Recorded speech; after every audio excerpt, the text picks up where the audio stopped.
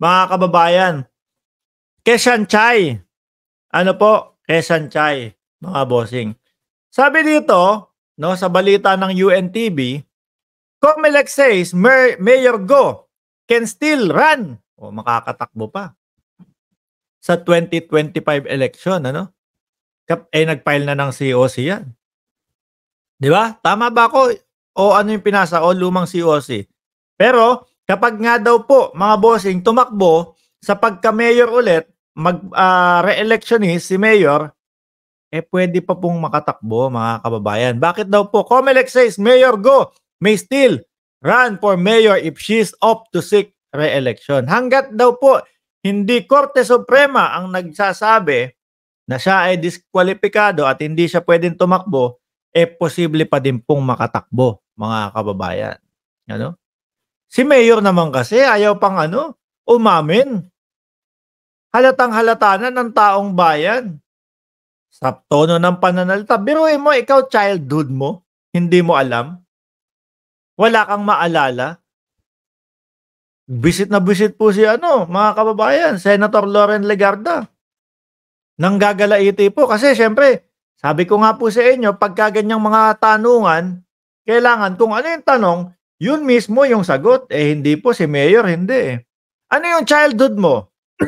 Sa farm po ako lumaki.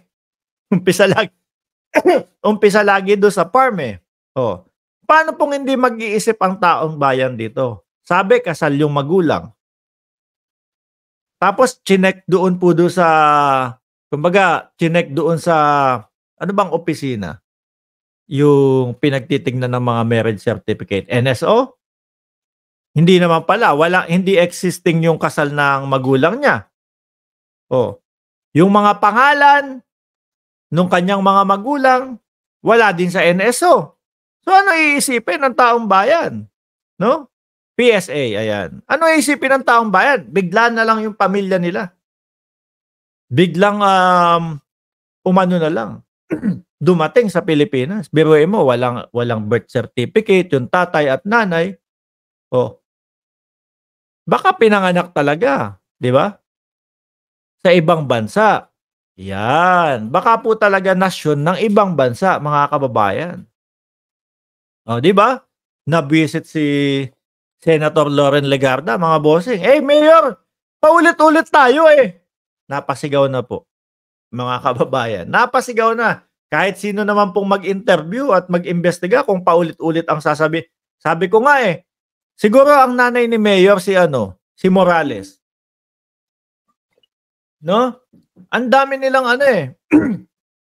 ang dami po nilang pagkakapareho, mga kababayan Nandiyan na yung selective memory sila. Ano po? Madaling makalimot. Oh. Ang mga naaalala lang yung papabor sa kanila. Oh. 'Di ba? At paulit-ulit. Ayan, 'di ba? Kung kay Mayor Go, mga kababayan, ang sinasambit ay hindi ko na po maalala, Your Honor. Ano po? Kay Morales naman, Your Honor, nag-comply ako dyan. Gasgas na gasgas yung nag-comply po ako dyan. Yung mga dokumento po na hinihingi sa akin, na-submit ko naman po. Did you misrepresent yourself? Your Honor, nag-comply naman po ako dyan. Di ba? Bakit ganito? Ganyan. Oh. Sabi ni Francisco Gundran. Asan ba yun? Ano po ginawa sa inyo ng nakaraang admin? Ginahasa po ba kayo? Sige po, hindi kayo nakatungtong ng school kasi wala man lang kayong alam kaya tuloy ang hanap buhay ninyo sa pagtutulak ng yung sinasabi nito. Nalilito ako kay Francis Gundran. DDS ba si Francis? Nalito ako doon sa sinasabi niya no? Si Mayor Go at Morales, ang tatay nila, si Rodrigo Duterte, ganon po ba? O si Bongo, no? Basta ang taong nagsisinungaling, lalo na mga politician, hindi aamin yan. Nako.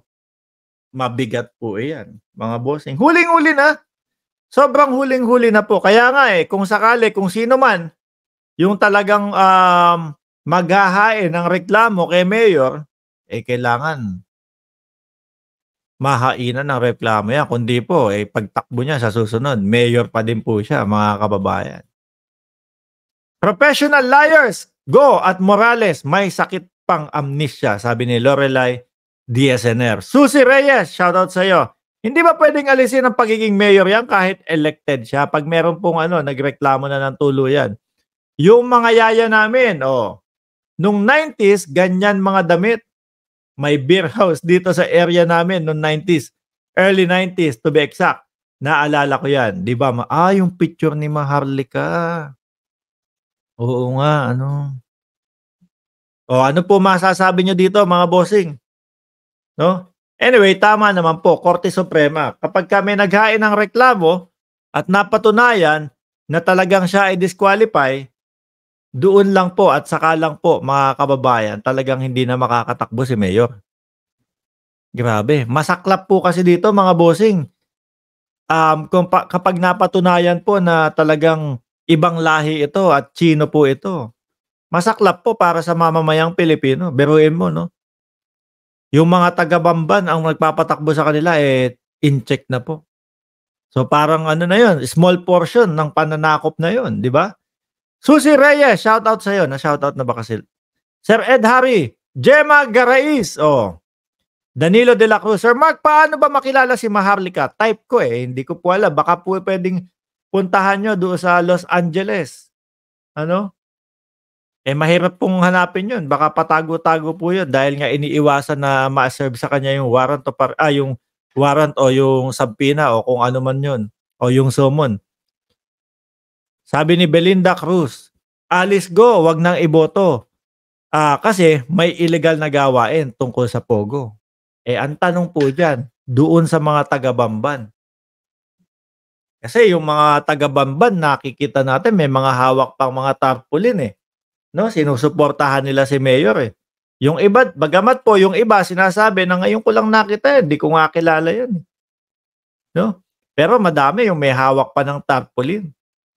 Kesyo daw kakilala nila, mahal na mahal daw po nila. Mga bossing, sabi ni Lovelyn Laureta, 201 likes ako. Constancio Abuda, shout out sa iyo. Operian TV, may tulo yung si Hitad. Sino ba yung naghahanap kanina?